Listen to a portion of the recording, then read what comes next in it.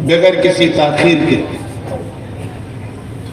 جس آیت کریمہ کے ایک حصے کی میں نے تلاوت کی، اللہ پاک کا ارشاد والا شان ہے، اس کا ترجمہ سماعت کر لیں۔ اے ایمان والو، ایمان لے آؤ۔ او believers do believe۔ کچھ عجیب سا نہیں لگ رہا سننے میں؟ ایمان والوں سے کہا جا رہا ہے تم ایمان والے ہو، تبھی تو کہا جا رہا ہے ایمان۔ آگے دعوت دی جا رہی انہیں ایمان والوں کو کہ اے ایمان والوں، ایمان لے آؤ۔ یہ تو ایسا ہی ہوا کہ جیسے رمضان میں حافظ جی نے پورا قرآن سنایا اور اتنا اچھا سنایا کہ لقمہ تو چھوڑو، ہچکی کی گنجائش نہیں۔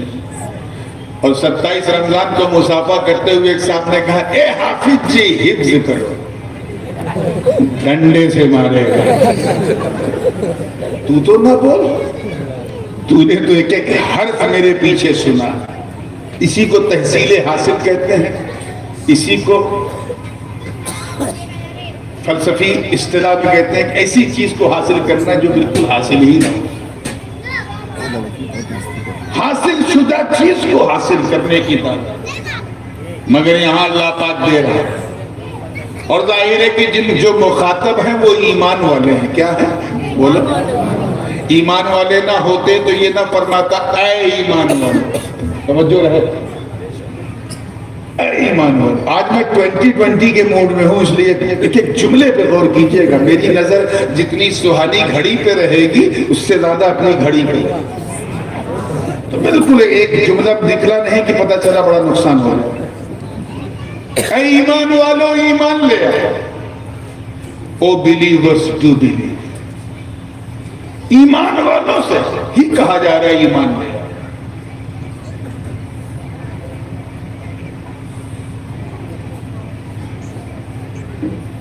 انجینئر سے کہا جا رہا ہے انجینئرنگ سیکھو، مفتی صاحب سے کہا جا رہا ہے فتویٰ سیکھو۔ مفتی بن گیا، کون سا فتویٰ سیکھو؟ مگر یہاں مخاطب اہل ایمان ہے، اور اب تعالیٰ فرما رہا ہے اے ایمان والو، ایمان لے آؤ، ایمان لے آؤ۔ توجہ چاہوں گا اگلے جملے پر، مطلب پکے مسلمان بن جاؤ۔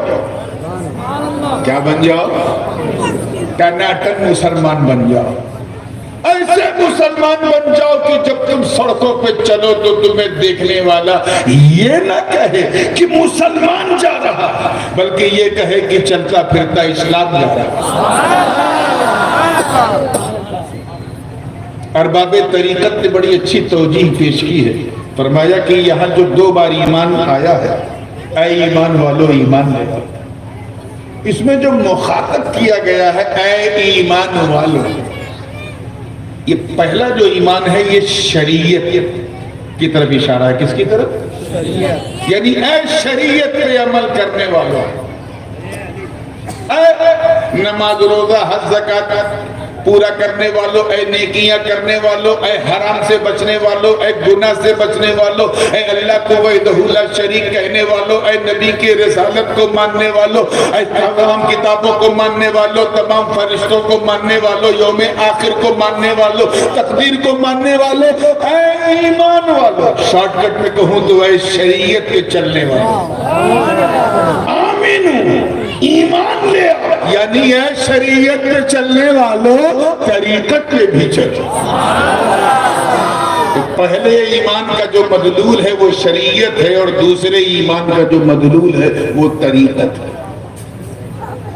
اور یہ بھی واضح کرتا چلوں تاکہ مالیگاؤں کے لیے بہت ضروری ہے یہ سمجھنا کہ شریعت کیا ہے، طریقت کیا ہے، تاکہ حقیقت سمجھ میں آئے۔ اتنا ٹائم نہیں ہے تفصیل میں صرف سلوگن دے کے آگے بڑھوں گا۔ شریعت نام ہے اللہ کے حکم کا۔ میں شارٹ کٹ میں بتا رہا ہوں، کس کا نام ہے؟ اللہ نے جس چیز کا حکم دیا ہے وہ کیا ہے؟ زور سے بولو بھائی، وہ شریعت ہے۔ طریقت نام ہے اللہ کے راستے کا، وَاتَّبِعْ سَبِيلَ مَنْ أَنَابَ إِلَيْهِ، اور حقیقت نام ہے اللہ کی پہچان کا، معرفت کا۔ وہ ایک تیسرا اسٹیج ہے۔ یہاں صرف دو کی بات کی جا رہی ہے، اے ایمان والو ایمان لے آؤ، یعنی اے شریعت پہ چلنے والو طریقت پہ چلو۔ یاد رکھیے گا مسلمان، شریعت اور طریقت میں منطقی نقطہ نظر سے عام خاص مطلق کی نسبت ہے۔ یہ تو ہو سکتا ہے کہ بندہ شریعت والا ہے طریقت والا نہیں، طریقت والا بولیے، لیکن یہ امپاسبل ہے کہ کوئی طریقت والا ہو اور شریعت والا نہ ہو۔ کچھ سمجھ میں آ رہا ہے؟ اور آسان کرتا ہوں، یہ تو ہو سکتا ہے کہ یہ اللہ کو جانتا ہے، جانتا ہے کہ اللہ صمد ہے، لم یلد ہے ولم یولد ہے ولم یکن لہ کفوا احد ہے، جانتا ہے، پہچانتا نہیں، مگر یہ سمبھو ہے کہ وہ اللہ کو پہچانتا ہو اور جانتا نہ۔ کچھ کلیئر ہو رہا ہے؟ اور آسان کرتا ہوں، یہ تو ممکن ہے صوفی صاحب اور مولی صاحب، یہ تو ہو سکتا ہے کہ یہ عالم ہے عارف نہیں، مگر کوئی عارف ہو اور عالم نہ ہو، یہ امپاسبل ہے۔ یاد رکھنا، اللہ کسی جاہل کو ولی نہیں بناتا، پوری توجہ کے ساتھ، اللہ کسی جاہل کو، اس کا کسی جاہل سے کوئی لنک ہی نہیں ہے، لیکن اگر اس کی مشیت، توجہ، اس کی مشیت، اس کا ارادہ اگر کسی جاہل کو ولی بنانے کا ہو، اپنانے کا ہو، اپنا مخصوص بندہ بنانے کا ہو، تو یہ رب کا کرم ہے کہ اس بندے کو بغیر مدرسے کے عالم بنا دیتا ہے۔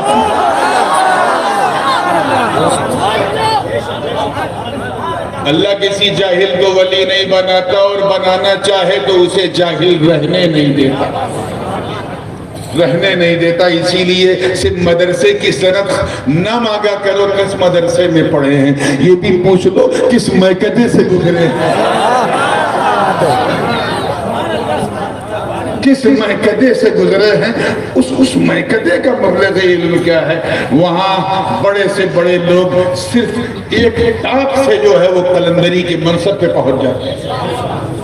آئیے، تو یہ تو ممکن ہے کہ اللہ کو جانتا ہے پہچانتا نہیں، مولوی ہے صوفی نہیں، عالم ہے عارف نہیں، مگر یہ نہیں ہو سکتا کہ کوئی عارف ہو اور عالم نہ ہو، یہ نہیں ہو سکتا کہ کوئی صوفی ہو علم والا نہ ہو، یہ نہیں ہو سکتا کہ کوئی طریقت والا ہو اور شریعت والا نہ ہو۔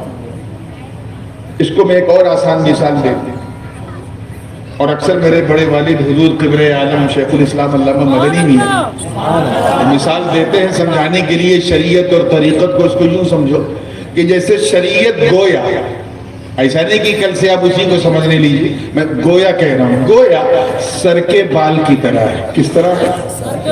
جیسے سر کا بال ہے، یہ شریعت ہے، مگر اس بال کو جھاڑ کر کے نکھار کر کے تیل سے چمکا کر کے جو مانگ نکالی جاتی ہے اس کا نام طریقت ہے۔ اس کا نام کیا ہے؟ طریقت ہے۔ تو یہ تو ہو سکتا ہے کہ سر پہ بال ہے مانگ نہیں، لیکن کیا یہ ممکن ہے کہ مانگ ہو اور بال ہی نہ ہو؟ تو میاں طریقت کی کھیتی کرنا ہے تو شریعت کی زمین کا انتخاب کرو۔ اے مسلمانوں، مسلمان ہو جاؤ، یعنی اے شریعت پر عمل کرنے والے، طریقت پر چل کے دیکھو۔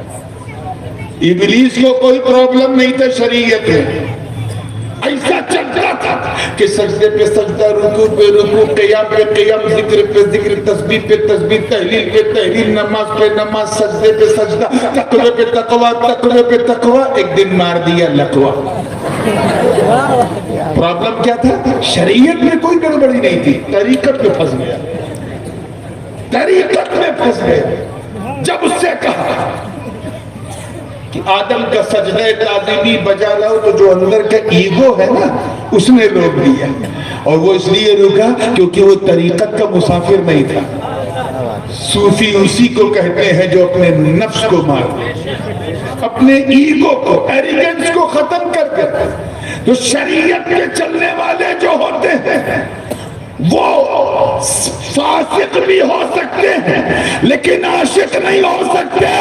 جو طریقت پہ چلتا ہے وہ عاشق بھی ہوتا ہے،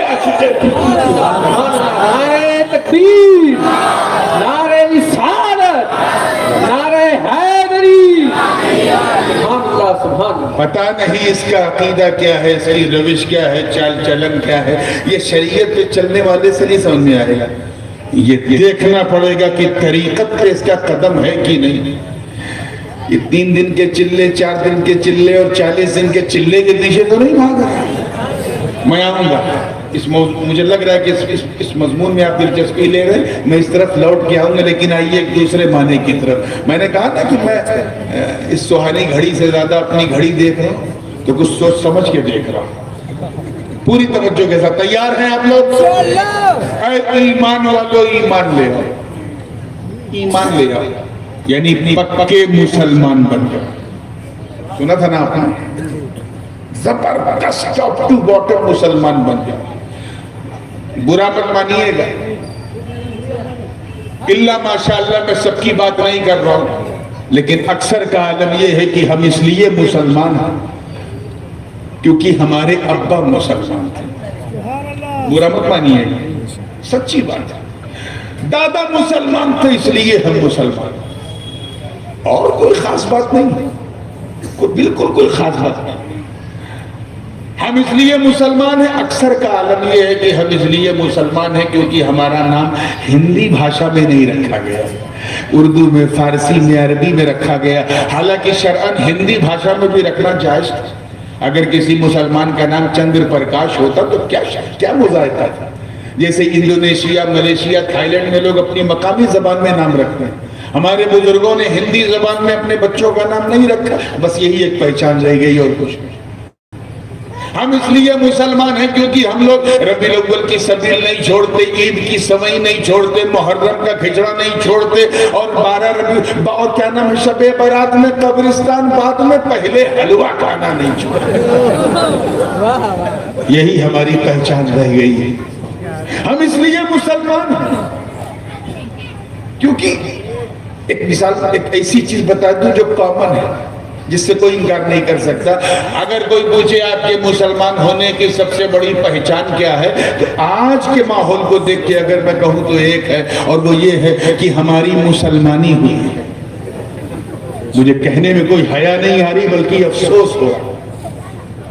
ہم مختون ہیں، ہمارا ختنہ ہوا، بس یہی ایک پہچان رہ گئی ہے. میں کیا بتاؤں گا، افسوس ہوتا ہے. ایک مستشرق تھا، بعد میں مسلمان ہو گیا، اور اس نے ایک کتاب لکھی کہ آج سے 100 سال پہلے، کتنے سال پہلے؟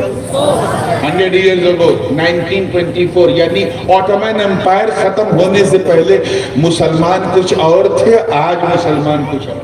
اس نے لکھا کہ پہلے جو مسلمان تھے 100 سال پہلے وہ جھوٹ نہیں بولتے تھے، بھوکے رہ جاتے تھے لیکن جھوٹ نہیں بولتے تھے.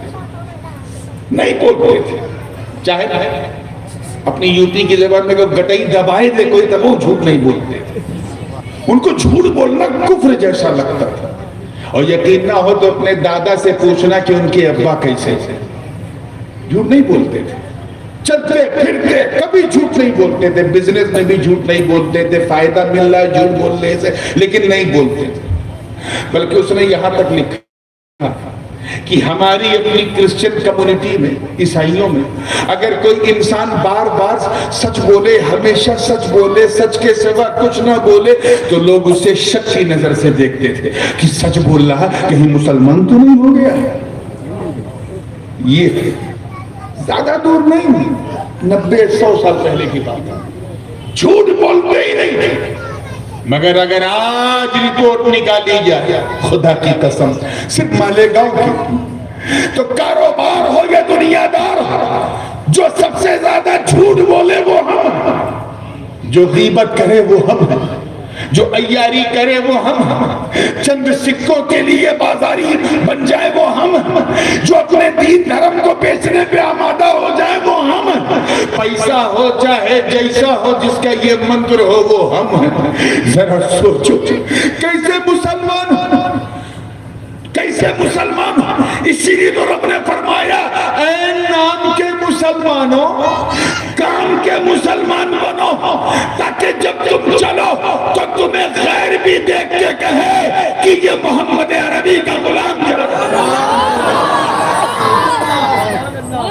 لیکن what you are facing now because of yourself, آپ جو جھیل رہے ہو اس کی کرتے وہ اس کے تم خود اس کے ذمہ دار ہو. رب تعالیٰ کا ارشاد ہے, میں اس تفصیل میں چلا گیا تو بات پہ بات نکل جائے گی.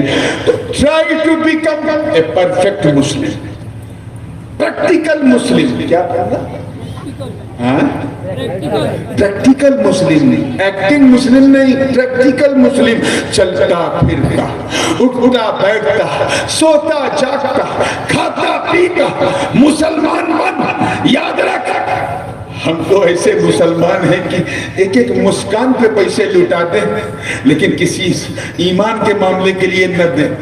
ہم ایسے مسلمان ہیں کہ اپنا ضمیر بیچ دیتے ہیں اور کہتے ہیں کہ ہم ان کے فالوور ہیں. یاد رکھنا مالے گاؤں کے غیور مسلمانوں, ہم وہ مسلمان نہیں ہیں جنہوں نے بدر احد خیبر و خندق میں پرچم اسلام کو لہرا دیا. ہم وہ مسلمان نہیں ہیں جن کے تصور سے انطاکیہ کی کلیساؤں میں زلزلے آ گئے. ہم وہ مسلمان نہیں ہیں جنہوں نے کونیا کے گرجا گھروں میں جا کے اذان دے دی.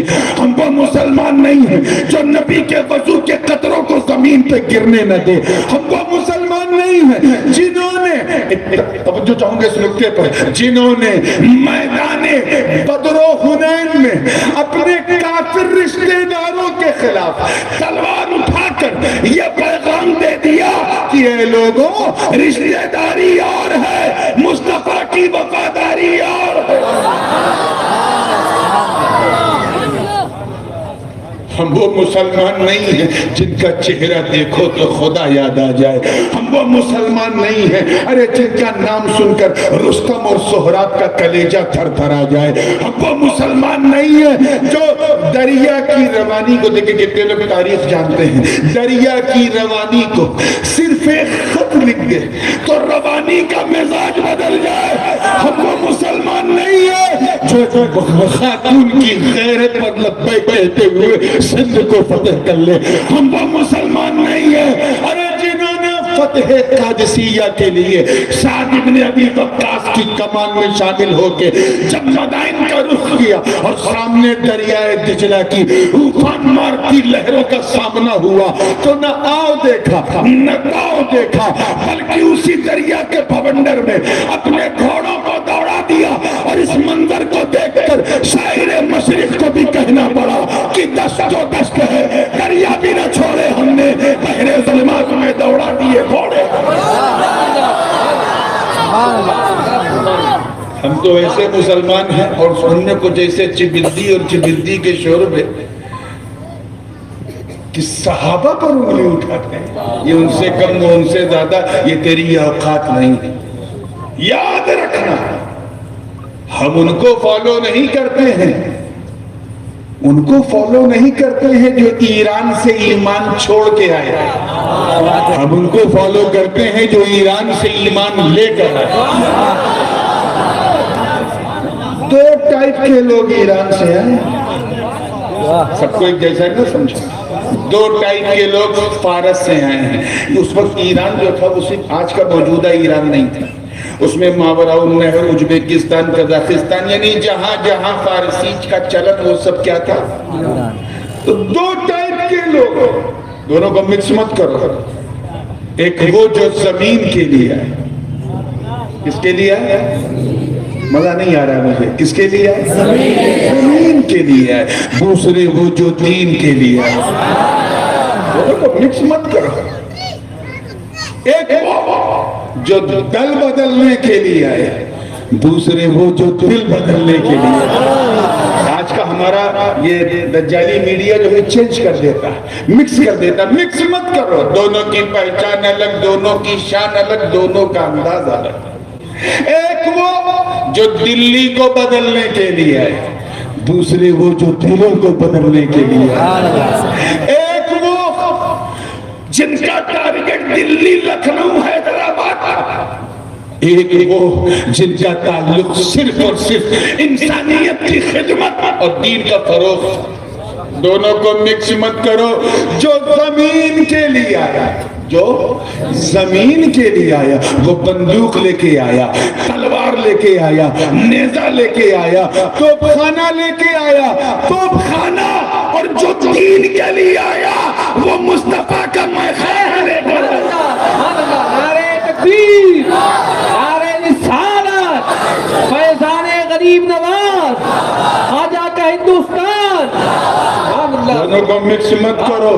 تبھی میں کہتا ہوں کہ بھارت میں جو بھی 21-22 کروڑ مسلمان، ان کا پرتیندھتو، ان کی نمائندگی، ان کا ریپرزنٹیشن بابر ظہیر الدین نہیں، خواجہ معین الدین کرتا ہے۔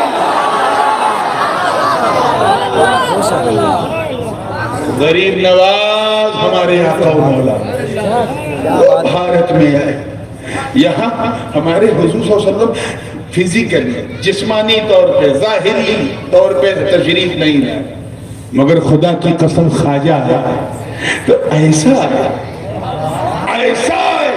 کہ چہرہ خواجہ کا ہے، جلوہ آقا کا نظر سوچ کے بولا کرو۔ اور تعلق سنو، غریب نواز کے بھارت میں آنے سے کس کو کیا کیا ملا؟ صرف مسلمانوں کو نہیں، سب کو ملا۔ اتہاس گواہ، جب تک مکے میں میرے نبی نے قدم نہیں رکھا تھا، پورا مکہ آتنک کدا تھا، دہشت کے ماحول میں ڈوبا تھا، اور خاص کر سب سے برا حال ہماری ماں بہنوں کے تھے اس وقت۔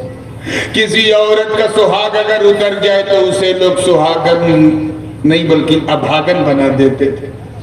ابھاگن، بچی اگر کسی کے گھر پیدا ہو جائے تو 2-4 سانس کیا لے لیا اسے زمین میں زندہ درگور کر دیتے تھے، اور یہ کہہ کے کر دیتے تھے کہ نہ کام کی نہ کاج کی، پرایا دھن مار دے نہ رہے بانس نہ بجے بانسری۔ کیسی دہشت گردی تھی! 1500 سال پہلے اگر آپ جائیں تو آتنک بھی اپنے چرم پہ تھا، اور مکہ اس کا کیندر تھا، مگر قربان جاؤ مصطفیٰ کے میلاد پر، قربان جاؤ نبی کی آمد پر، نبی نے قدم رکھا، آتنکواد نے اپنے بستر سمیٹ لیے اور کہا بھاگو بھاگو، امن کا پیغمبر اعظم آ رہا ہے، شانتی کا دودھ آ رہا ہے۔ نتیجہ یہ ہوا کہ کل تک جن عورتوں کو لوگ ابھاگن کہتے تھے، ابھاگن، نبی نے خدیجۃ الکبریٰ سے شادی کی تو سہاگن کا درجہ مل گیا۔ اور جن بچیوں کو زندہ درگور کیا جاتا تھا، دفنایا جاتا تھا، نبی نے جب قدم رکھا تو بچیوں کا زندہ دفنانا بند۔ زور سے بولو زندہ دفنانا بند، اور زور سے بولو زندہ دفنانا بند۔ اور جب اسی رحم و کرم کی ایک کرن بھارت میں خواجہ کے نام سے چمکی تو یہاں بھی زندہ عورتوں کو جلانا بند۔ ارے تم تو ووٹ کے لیے، سپورٹ کے لیے، بیجا نوٹ کے لیے سلوگن دیتے ہو، میرے نبی نے تو کردار دکھا دیا کہ بیٹی بچاؤ بیٹی پڑھاؤ۔ بیٹی کو بچایا کیسے جاتا ہے، بیٹی کو پڑھایا کیسے جاتا ہے، یہی تو سیرت مصطفیٰ کا آئینہ ہے میرے دوستو۔ الحمدللہ آج انڈیا کے ماحول میں بہت سارے باذوق لوگ بچیوں کا مدرسہ بنا رہے ہیں۔ انہیں پتا ہے کہ ایک بچی جب مدرسے میں پڑھتی ہے تو بچی نہیں پڑھتی، پورا گھر پڑھتا ہے، اور یہ بہت ہی خوش آئند ہے، بہت ہی بہتر ہے، اور کتنا ہی شاندار ہے کہ جب اس کا آج افتتاح بخاری کا جلسہ ہو رہا ہے تو حضور غریب نواز کا عرس بھی ہے۔ آپ ذرا سوچیں، میں ان روایتی واقعات کی طرف نہیں جانا چاہتا جنہیں آپ بچپن سے لے کے 55 تک سنتے آئے، اور میری دعا ہے کہ 55 سے لے کے قبرستان کے مدفن تک سنتے رہے، میں وہ سب سنتے آئے۔ ارے بھارت کا سنی اگر نہیں جانے گا تو کون جانے گا؟ ایسا بول دیجئے یار، وہ سب اپنی جگہ۔ آئیے پھر ذہن کو وہیں لائیے کہ غریب نواز کا مشن کیا تھا۔ صرف یہ نہیں کہ مسلمان بنو، بلکہ مسلمانوں کے اسلام کو بچاؤ۔ ایک ہی ساتھ دونوں کا، آمنو پر بھی اور آمینو پر بھی۔ شریعت اور طریقت کا مجموع البحرین بن کے خواجہ پلا رہے۔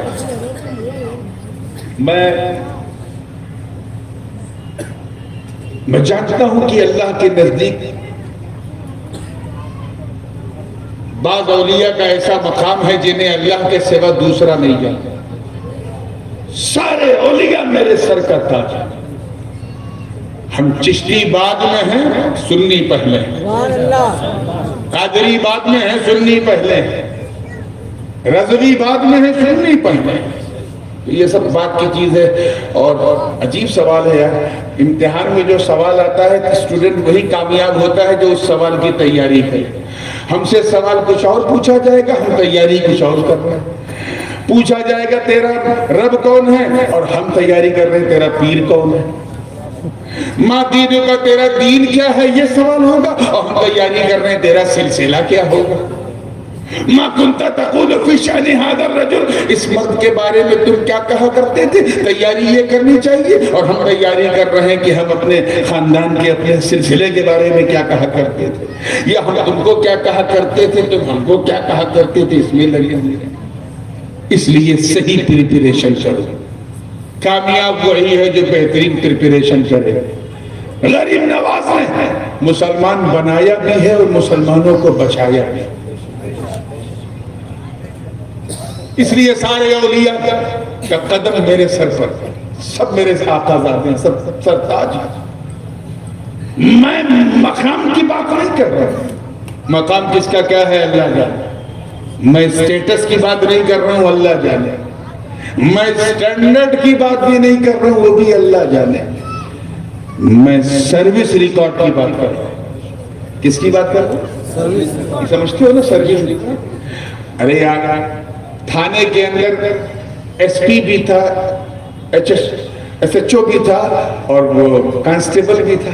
ایک آتنکوادی گھر میں تھانے میں گزرا، کانسٹیبل نے بندوق اٹھائی، مار دیا۔ تو بڑا کام کس نے کیا؟ کانسٹیبل نے کیا نا، حوالدار نے۔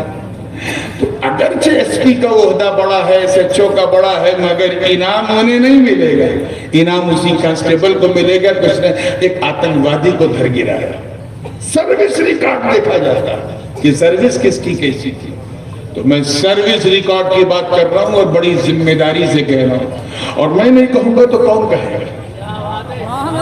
میری الحمدللہ میری رگوں میں اگر غوث پاک کا ڈی این اے ہے تو غلامی کا غریب نواز کا پٹا میں نہیں کہوں گا تو کون کہے گا، اس لیے میں کہہ رہا ہوں، توجہ سے سننا۔ سروس ریکارڈ کہ کروڑوں ولیوں میں، لاکھوں اولیاء صدیقین میں صرف غریب نواز، چاہے انڈیا ہو یا انڈیا کے باہر، صرف غریب نواز تنہا ایسا اللہ کا ولی ہے جس نے 2-4 نہیں بلکہ 90 لاکھ غیر مسلموں کو کلمہ اسلام یہ انبیٹن سروس ریکارڈ صرف غریب نواز کا ہے۔ تبھی تو ہر بھارتی انہیں نمن کرتا ہے، سلام کرتا ہے۔ دوسرا سنو، حضرت ملک محمد جائسی رحمت اللہ علیہ فرماتے ہیں، پدماوت کا نام سنا ہے نا؟ پدماوت کتاب جو ہے، جو ایم اے کے اسٹوڈنٹ کو پڑھائی جاتی ہے، ہندی ساہتیہ کی بہت مشہور کتاب ہے۔ اس کے جو رائٹر ہیں حضرت ملک محمد جائسی اشرفی رحمت اللہ علیہ، اور اس کا پہلا جو شلوک ہے وہ مخدوم پاک کے نام سے شروع کیا، میر اشرف جہانگیر کے۔ حضرت شاہ مبارک اشرف بودلے جائسی رحمت اللہ علیہ کے مرید و خلیفہ، تو انہوں نے فارسی میں کتاب لکھی، اس میں لکھا کہ لاکھوں اولیاء صدیقین، صرف 2، کتنے زور سے بولو، صرف 2 ایسے ولی، صرف 2 جنہوں نے ترک سلطنت کی، اللہ کی راہ میں پڑھنے کے لیے کسی نے گھر چھوڑ دیا، کسی نے مکان، کسی نے دکان، کسی نے کھیت کھلیان، کسی نے اپنی سنتان، کسی نے بیوی بچوں کو، کسی نے اپنا شہر، کسی نے اپنا ملک چھوڑ دیا، لیکن 2 ایسے گزرے جنہوں نے تخت اور تاج اور حکومت کو لات مارا.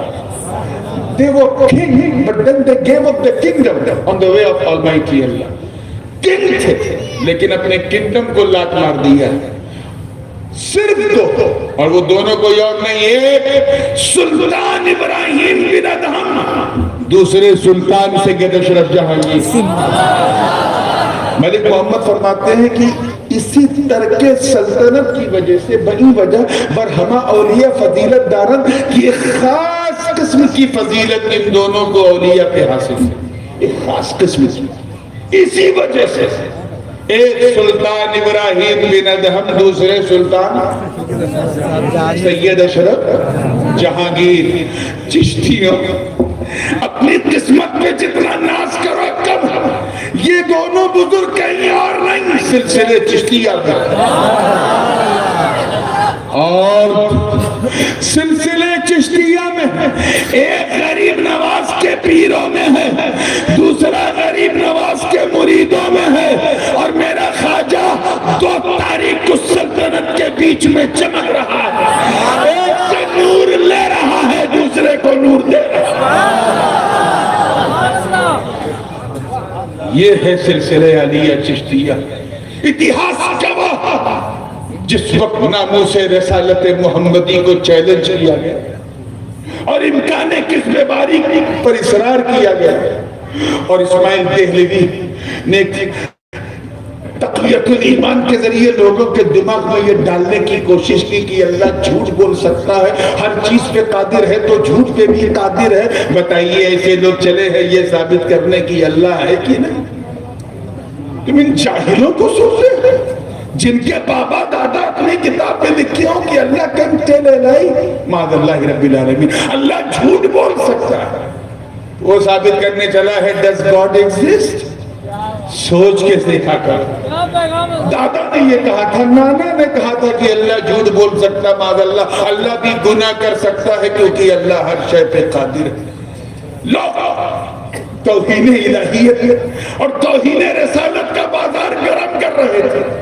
ایسے موقع پہ جس مرد آہن, جس وطن جلیل نے سب سے پہلے کفر کا فتوی اس جماعت کو دیا, وہ کوئی اور نہیں, وہ علامہ فضل حق خیر آبادی سلسلہ چشتیہ کے بزرگ. اس کے بعد پھر پہلا مناظرہ ہوا سنی اور سلفیوں کا. مدراس کی سرزمین تھی, مناظر ادھر سے بڑے بڑے سعودی لوگ عربی بولنے والے آئے تھے, بن باز نے بھیجا تھا. مگر اس وقت خواجہ کے بھارت سے جو مرد آہن چنئی کے مسجد والا جہاں میں جم کر بولا اور اللہ کی وحدانیت پر بالکل دیرز ہدف بیان دیا, وہ کوئی اور نہیں, شاہ عبدالعلی فرنگی محلی, وہ بھی چشتی ہے. مولویوں چشتیوں کو ہلکے میں مت لیا کرو. اور سنو, جس وقت اس وہابیت اور سلفیت نے دیوبندیت کا لباس پہنا, جب انہوں نے تقلید کا لباس پہنا, انہوں نے سوچا یار ہماری ٹوپی اسٹائل زور سے آمین کہنے سے لوگ پکڑ لیتے ہیں کہ ہمارا عقیدہ کیا ہے. ایک کام کرتے ہیں, اب ہم بھی حنفی رہیں گے, ہم بھی شافعی رہیں گے, ہم بھی حنبلی رہیں گے, ہم بھی مالکی رہیں گے, ہم بھی دعا تعویذ چھوچا کریں گے, ہم بھی مرید کریں گے, ہم بھی لنگر پکائیں گے. بس ہمارا معاملہ الگ, ان کا الگ. تقلید کا لباس پہن لیا, اور لباس پہن کر اس سے پہلے کہ کچھ بکواس کرتے سہارنپور کی فضا میں ایک غلط فہمی پھیلا دی کہ سب کچھ کرو لیکن فاتحہ نہ کرو, سب کچھ کرو لیکن میلاد نہ پڑھو, یہ نہ کرو وہ نہ کرو.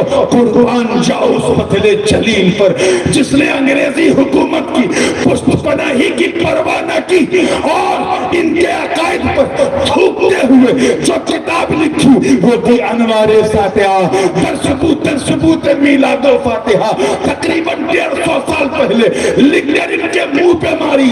وہ کوئی اور نہیں, وہ مولانا عبدالسمیع رائے پوری سہارنپوری چشتی ہے. بات سمجھ میں یار, ہلکے میں نہ لینا. प्रोपेगेंडे के पीछे मत भागो, सच्चाई के पीछे भागो। कुर्बान जाओ मुसलमानों। कैसा हाल था, ये वो दौर था जब हमारे इमाम आला हजरत इमाम इश्क व मोहब्बत मुजद्दिद दीन व मिल्लत शाह इमाम अहमद रज़ा का मुहद्दिस बरेलवी नव्वरल्लाहु मरकदहू अभी इल्म अपने वालिद से सीख रहे, 4 साल की 8 साल की उम्र है और बड़े बड़े मामलात हो गए। चिश्तियों ने बागडोर संभाल ली थी, पूरी जतन के साथ संभाली थी। अरे जिस मुफ्ती सदरुद्दीन अज़रदा ने दिल्ली के मिंबर पे फतवा दिया वो कोई और नहीं, वो भी चिश्ती था। जिस शाले रसूल महरवी भी सीने से लगाकर अहमद रजा को सब कुछ दिया वो भी कोई और नहीं, चिश्ती था। ये गरीब नवाज के कदमे मैमनत नज़ूर का सदका है मेरे दोस्तों। ये उनकी उधरन है, ये उनकी तरछट है। खुदा की कसम ऐसा लगता कि मेरा ख्वाजा रंग बदल कर कभी अहमद रजा की शक्ल में, कभी मुहद्दिस आजम की शक्ल में, कभी मुफ्ती आजम की शक्ल में, कभी किसी की शक्ल में, कभी शेखुल इस्लाम की शक्ल में, कभी सरकार कला की शक्ल में आकर ये बता रहा है कि चेहरा बदलता रहेगा, जलवा नहीं बदलेगा।